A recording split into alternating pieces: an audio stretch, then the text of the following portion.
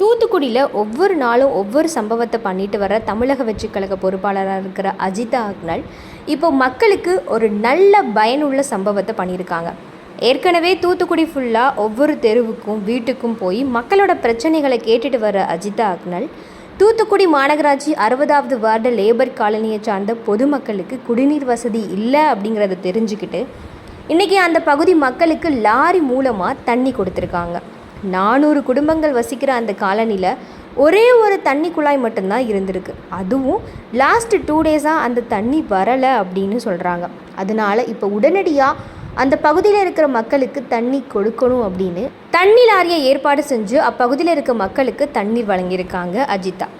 இப்படியே ஒவ்வொரு ஏரியாவையும் கவர் பண்ணி ஒட்டுமொத்த தூத்துக்குடியே தமிழக வெற்றி கழக கட்சிக்கு தான் அப்படிங்கிற அளவுக்கு வரப்போகுதுங்க நிலைமை. இந்த மாதிரி வீடியோக்களை தொடர்ந்து பார்க்குறதுக்கு ஸ்க்ரீன் டிஎன் சேனலை ஃபாலோ பண்ணுங்கள்.